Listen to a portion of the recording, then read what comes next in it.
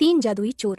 राजू, सुमित और सोहन तीनों बहुत अच्छे मित्र थे। तीनों अपनी पढ़ाई खत्म होने के बाद नौकरी ढूंढने में लग जाते हैं। तीनों रोज सुबह नौकरी की तलाश में निकलते हैं, लेकिन शाम को निराश होकर ही घर लौटते हैं। अरे यारो, क्या करें, नौकरी ढूंढते ढूंढते इतने दिन हो गए, कैसी भी नौकरी नहीं मिल रही।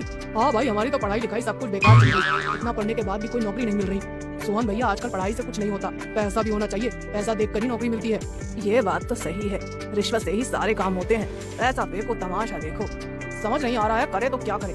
गांव से भी लगातार फोन आते रहते हैं, रोज पूछते हैं मिल गई नौकरी, कब कमाना शुरू करोगे। सबकी बातें सुन सुनकर दिमाग खराब हो जाता है। कहाँ से दूं पैसे, चोरी करूं या किसी के घर में डाका डालूं। भाई, अगर यही सब रहा तो हमें चोरी ही करनी पड़ेगी।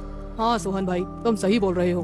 मुझे तो लगता है हमें यही काम करना चाहिए। ईमानदारी में कुछ नहीं रखा, क्यों ना हम तीनों मिलकर चोरी करें। राजू की बातों से सोहन राजी हो जाता है, लेकिन सुमित गुस्से में आ जाता है। फिर सोहन और राजू सुमित को उसकी ऐसी ऐसी परेशानियां गिनवाते हैं कि सुमित भी चोरी के लिए राजी हो जाता है। फिर अगली ही रात को हाँ भाई, तैयार हो तुम दोनों अपने अपने काम पर निकलने के लिए? हाँ, हम तैयार हैं। फिर तीनों दोस्त चोरी करने के लिए एक बुढ़िया के घर में घुस जाते हैं। अरे भाइयों, लगता है इस घर में कोई नहीं है, चोरी करना आसान हो जाएगा। तभी एक बुढ़िया औरत खांसते हुए कमरे से बाहर निकलती है। हे भगवान जी, कैसी जिंदगी है।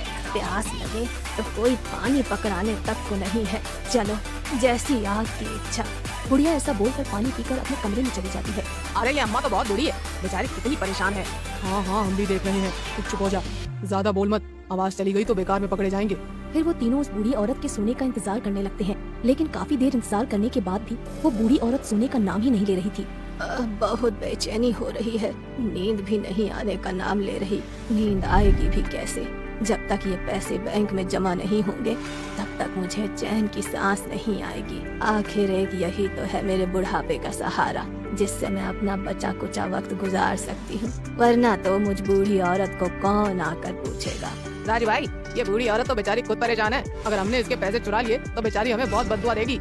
हाँ भाई, तुम सही कह रहे हो, बेचारी ने अपने मुश्किल वक्त के लिए पैसे रख रखे हैं। उन दोनों की बातें सुनकर राजू का भी चोरी करने का मन बदल जाता है और तीनों किसी दूसरे घर में चोरी करने के लिए जाते हैं। वहाँ चोरी करने के लिए जैसे ही घुसते हैं, वहाँ पर एक बूढ़ा आदमी चारपाई पर लेटा हुआ था।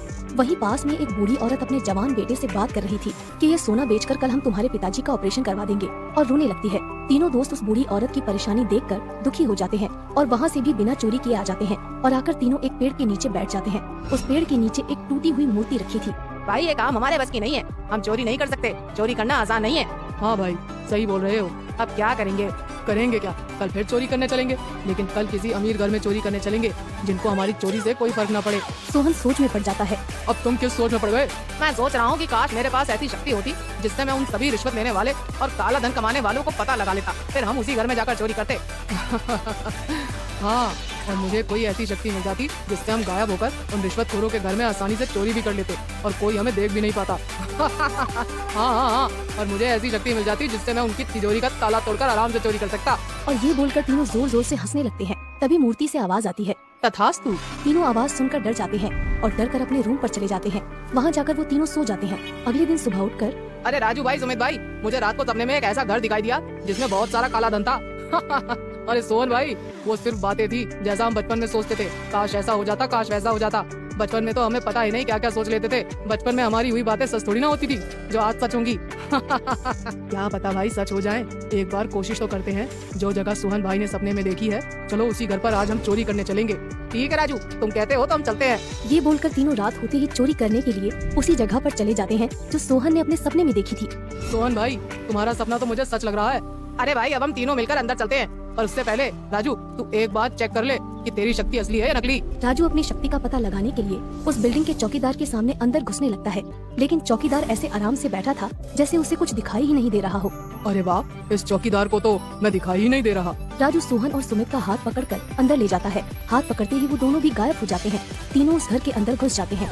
सुमित, मेरा और सोहन का काम तो हो गया, अब तुम्हारा काम शुरू करो। जैसे ही राजू ने तिजोरी को हाथ लगाया, उसका लॉक अपने आप ही खुल गया। राजू, सोहन और सुमित सारा पैसा भरकर वहाँ से गायब हो गए। ये तो बहुत सारे पैसे हैं। हाँ, इतने पैसे मैंने पहली बार देखे हैं। मैं सोच रहा था कि क्यों ना हम इन पैसों से गरीबों की मदद करें। हाँ, तुम बोल तो ठीक रहे हो।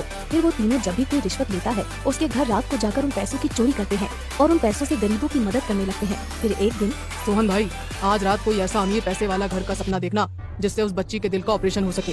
उस छोटी बच्ची के ऑपरेशन में बहुत पैसा चाहिए, तुम्हें पता है ना? हाँ, मुझे पता है, लेकिन ये मेरे हाथ में थोड़ी ना है। जो मेरी शक्ति मुझे दिखाएगी वही तो सपना देखूंगा। अब तक हमने जितनी भी चोरी की है उससे